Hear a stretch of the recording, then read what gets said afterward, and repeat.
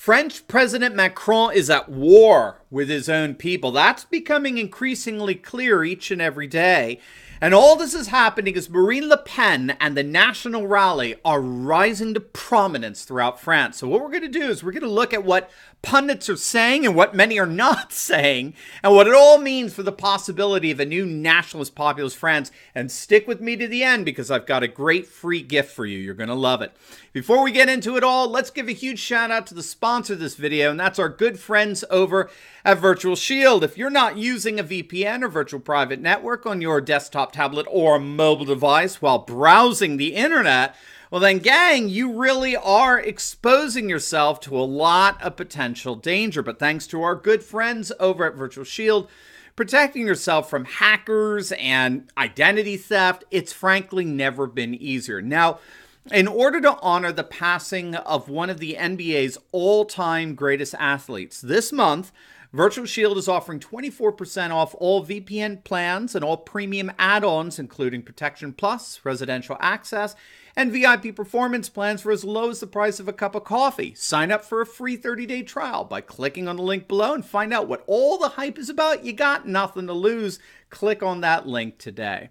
All right, so let's dive in here. There's some very interesting articles coming out of late about the ever-imploding presidency of one Emmanuel Macron, an implosion that the Marxist media, the mainstream media, continues to ignore at its own peril, the peril of what little credibility they still barely hang on to. There's a particularly good piece by Fraser Myers on Spiked.com entitled, "The French Government is at War with the People." I'll link it down below for your reference.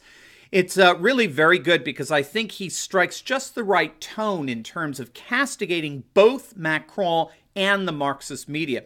The former he castigates for Macron's insistence on pushing regulations and reforms that the vast majority of the French population do not want. And the latter, the Marxist media, he excoriates because they unilaterally ignore the oppressive tactics that have been employed by Macron against his own people. And here's just a basic overview of Myers' piece. Myers highlights the two major protest demonstrations that have been going on of late in France. The Yellow Vest Uprising, which has drawn overall tens of millions of protesters over the course of the last year. Over a year, they've been protesting faithfully every Saturday over the last 60 plus weeks. He draws our attention to the Yellow Vests, as well as the massive demonstrations and strikes that have been going on since December 5th, when more than 800,000 people marched across the country in protest of Macron's proposed pension reforms that they believe are being implemented at the expense of workers. Basically, workers are being required to work a few more years before they can collect their pensions. And this is all happening while Macron, who's a former investment banker, has cut taxes for the wealthiest French, getting rid of the so-called solidarity tax. So in effect, the French are feeling that if you're a worker, life has gotten harder under Macron, while if you're rich, life has gotten easier. Now combined, these two demonstrations have resulted in the longest strike movement since 1968. I think the strike is coming mostly from the pension reform protests. And this fellow Myers points out that this is particularly stunning given how much union membership has dissolved since the 1960s. The proportion of workers associated with unions has basically dwindled today to half of what it was back in the 1960s. And yet, those far lower numbers today have had the same significant impact that unions had on society in terms of these protests, 40 years ago, 50 years ago, right? They've been shutting down schools and trains and disrupting power and flights. And in response, Macron has often turned to violence, okay? If Macron's outright bans on the protesters haven't worked, he's turned to police brutality. Their use of flashballs has been well documented. If you don't know, flashballs are a type of rubber bullet that's banned in all other European countries except France, as I understand it. They've turned to a heavy use of tear gas grenades that we've documented on this channel. And protesters have lost eyes and limbs. All told, over 2,000 people have been injured. I believe there have been, thus far, 11 recorded deaths. Things are so bad in France, if you can believe it. Macron has so abused his power. Even the UN, the United Nations, have come out calling for a full investigation into the police's excessive use of force. Gang, when the UN starts turning on globalist France, you know something's going on here. And that's really the point of this article in Spike.com. The author here, Myers, offers a very interesting explanation as to why the media, the mainstream Marxist media, particularly in Britain, is largely ignoring France. Fundamental problem here is that France's uprising is disrupting the prevailing narrative among our liberal globalist elite, a narrative that's woven by the Marxist media each and every day. You see, Britain, Italy, Hungary, Poland, they and they alone are the wayward European nations that have fallen victim to the resurgent and dreaded populism. France is supposed to represent the limitless future of the EU. Now, whether they admit it or not, our globalist elite would love to have Macron as their president, and so in many respects, for them, he can do no wrong. Or better, whatever wrong he does appear to be doing is fully justified given the rise of these Neanderthal populist thugs that are disrupting our globalist enterprise. Without which, of course, without globalism, Europe would descend into chaos, wouldn't it?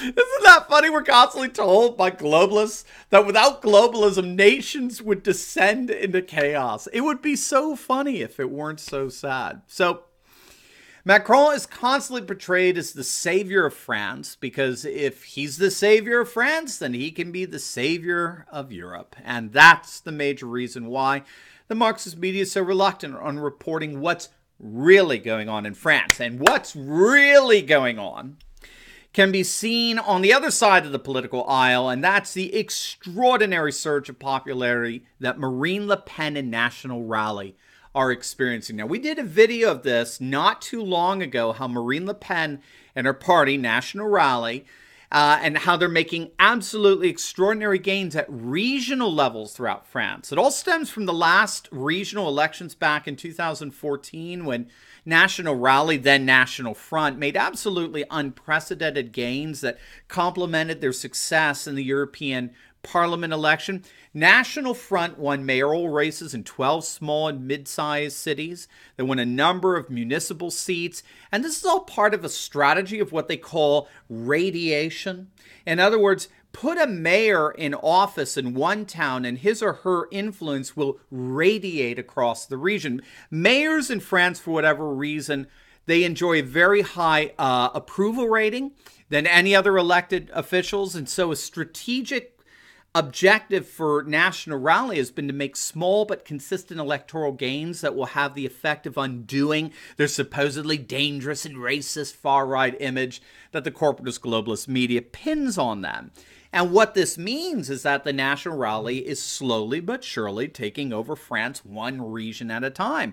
And what the article in Foreign Policy, a recent one, pointed out is that a number of people said they did not vote for Le Pen back in 2017, said they will now consider voting for her in 2022 simply because of their local National Rally mayor and legislature and how impressed they've been with the party. And to add to that, as we speak right now, Marine Le Pen of National Rally is the single most popular politician in France. She has surpassed Macron and his En Marche party. We did a video on Le Pen's surging poll numbers of late that I think you're going to love. Make sure to click on the link and check that out. I'll provide links to all of these resources down below for you in the pinned comment section.